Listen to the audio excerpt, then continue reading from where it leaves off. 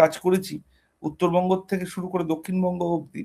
তো আমার সৌভাগ্য হয়েছিল, দুর্ভাগ্য বলতে পারেন, যে সৌভাগ্যই বলবো যে তৃণমূল কংগ্রেসের প্রত্যেকটি মানে এই প্রায় 18টি ডিস্ট্রিক্ট পার্টি অফিস এবং তাদের যে পুরো ইকোসিস্টেম, সেই ইকোসিস্টেমের মধ্যে ঢুকে আমি ছিলাম কাজের সুবাদে।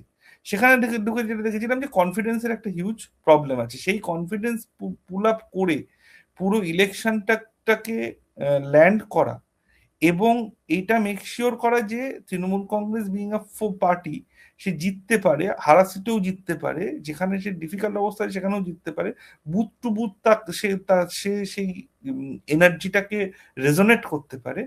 এইটাতে সেই সময় প্রশান্ত কিশোর এবং আরো অন্য যারা ছিলেন তাদের একটা বিরাট ভূমিকা ছিল। তার মধ্যে ক্যাম্পেইনের একটা ভূমিকা ছিল, এই মিডিয়া থেকে শুরু করে অন্যান্য যে সমস্ত স্টেক হোল্ডার তাদের সঙ্গে যে কমিউনিকেশন, সেই কমিউনিকেশনের একটা ভূমিকা ছিল।